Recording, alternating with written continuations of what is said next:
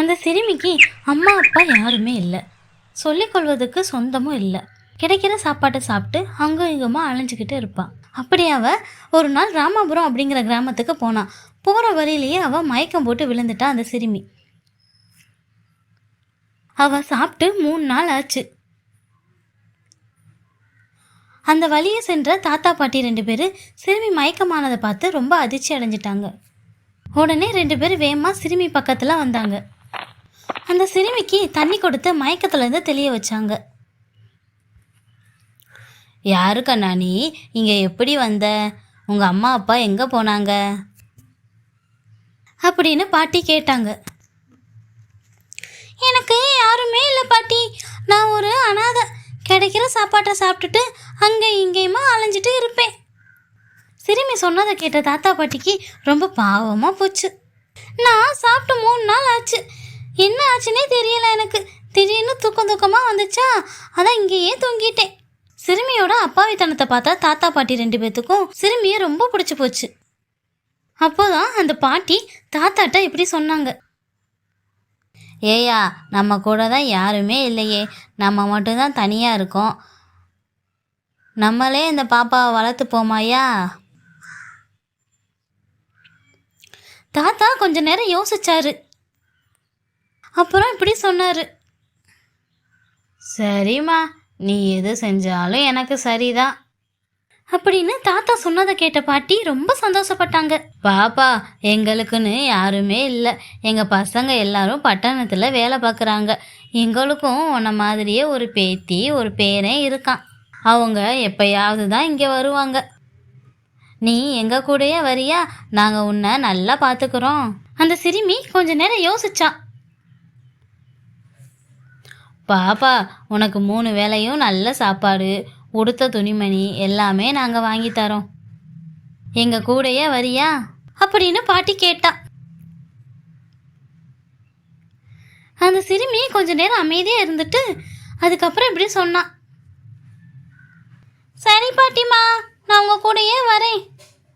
உங்களையும் தாத்தாவையும் எனக்கு ரொம்ப பிடிச்சிருக்கு, நான் வரேன் உங்கள் கூடயே. அப்படியே பேசிக்கிட்டே தாத்தாவும் பாட்டியும் அந்த சிறுமியை கூப்பிட்டுட்டு அவங்க வீட்டுக்கு போனாங்க. இப்படியே நாட்களும் போச்சு. ஒரு நாள் அந்த சிறுமியும் பாட்டியும் வாசல்ல உட்காந்துட்டு இருந்தாங்க. அப்போதான் அந்த ஊர்ல இருக்கிற சிறுவர் சிறுமி எல்லாரும் எங்கேயோ போறத பார்த்த அந்த சிறுமி பாட்டிகிட்ட இப்படி கேட்டா. பாட்டி, இவங்க எல்லாரும் எங்க போறாங்க? நானும் தினமும் பார்க்குறேன், காலையில போறாங்க, சாயங்காலம் வராங்க. அப்படி எங்கே தான் போகிறாங்க எல்லாரும்? அந்த பாட்டி சிரிச்சுக்கிட்டே இப்படி சொன்னான். அவங்க எல்லாரும் பள்ளிக்கூடத்துக்கு படிக்க போகிறாங்க. அப்படியா? அவங்க படித்தா என்ன கிடைக்கும் அவங்களுக்கு அப்படின்னு வெகுளியாக கேட்டால் அந்த சிறுமி. படித்தா அவங்கவுங்க திறமைக்கு ஏற்ற மாதிரி வேலை பார்த்து கை நிறைய சம்பாதிப்பாங்க. அப்போ படித்தா காசு கிடைக்குமா பாட்டி? ஆமாம் கண்ணு, நல்லா படித்து நல்ல வேலைக்கு போனால் கை நிறைய சம்பாதிக்கலாம். பாட்டி சொன்னதை கேட்ட சிறுமி கொஞ்ச நேரம் யோசிச்சா. அப்புறம் பாட்டிகிட்ட இப்படி கேட்டா. பாட்டி, அப்போ நானும் பள்ளிக்கூடத்துக்கு போவா? நானும் நல்லா படித்து நிறைய காசு சம்பாதிக்கணும். சிறுமி சொன்னதை கேட்ட பாட்டிக்கு அதுவும் நல்ல யோசனையாக தான் தோணுச்சு. இவளோ பாவம், யாருமே இல்லாத பொண்ணு. ஏதோ நம்ம காலம் இருக்கிற வரைக்கும் இவளை பார்ப்போம். நம்ம காலத்துக்கு அப்புறம் இவளை யார் பாப்பா?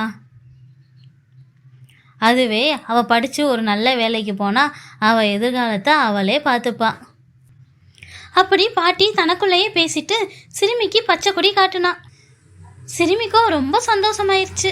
அன்னைக்கு சாயங்காலம் வயல் வேலை முடிஞ்சு வீட்டுக்கு வந்த தாத்தாட்ட விவரத்தை சொல்லி பாட்டி கேட்டா.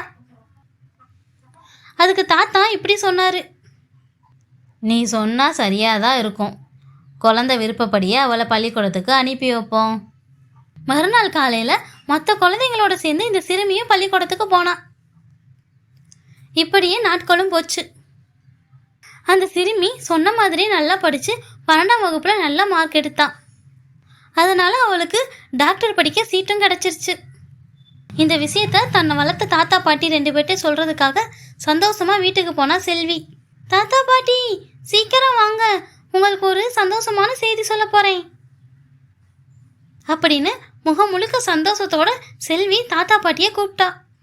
செல்வி கூப்பிட்றத கேட்ட தாத்தா பாட்டி 2 பேரும் அங்க வந்தாங்க. தாத்தா பாட்டி, நான் நினைச்ச மாதிரியே நல்லா படிச்சு நல்ல மார்க் எடுத்தேன். அதனால இப்ப எனக்கு டாக்டர் படிக்க சீட் கிடைச்சிருக்கு. அது மட்டும் இல்ல, நான் நல்ல மார்க் எடுத்ததால இலவசமாவே நான் டாக்டருக்கு படிக்க முடியுமா எங்க டீச்சர் சொன்னாங்க. இதை கேட்டு தாத்தா பாட்டி 2 பேரும் ரொம்ப சந்தோஷப்பட்டாங்க. கொஞ்ச நாள்லயே செல்வியும் தன்னோட படிப்புக்காக பட்டணம் கிளம்பிட்டா. 5 வருஷம் கழிச்சு செல்வி இப்போ டாக்டர் ஆயிட்டு தன்னை இந்த நிலைமைக்கு ஆளாக்குன தாத்தா பாட்டியை பார்க்கறதுக்காக தன்னோட ஊருக்கு வந்தா செல்வி. செல்வி வர விஷயம் தெரிஞ்ச தாத்தா பாட்டி 2 பேரும் வாசல்லையே காத்துக்கிட்டு இருந்தாங்க. கொஞ்ச நேரத்திலே அங்க ஒரு பிளஸர் கார் வந்துச்சு. கார்ல இருந்து செல்வி இறங்கி வந்தா. டாக்டர் ட்ரெஸ்ல செல்வியை பார்த்த தாத்தா பாட்டி 2 பேரும் ரொம்ப சந்தோஷப்பட்டாங்க. தாத்தா பாட்டி 2 பேரையும் பார்த்த சந்தோஷத்துல செல்வி இப்படி சொன்னா, பாட்டி தாத்தா, நீங்க 2 பேரும் இல்லைன்னா நான் எப்பவோ எப்படியோ போயிருக்க வேண்டியவ. என்னோட இந்த படிப்புக்கு இந்த வேலைக்கு காரணமே நீங்க 2 பேரும் தான் அப்படின்னு சொல்லி செல்வி தன்னோட நன்றிய தாத்தா பாட்டிட்ட சொன்னான். அதுக்கு பாட்டி இப்படி சொன்னாங்க, நாங்க என்ன செல்வி பண்ணோம், நீ உன்னோட சொந்த முயற்சியால படிச்சு வாழ்க்கையில முன்னேறி இருக்க. பெண்களுக்கு கல்விதாமா ஆயுதம் அப்படின்னு பாட்டி சொல்லி ரொம்ப சந்தோஷப்பட்டாங்க.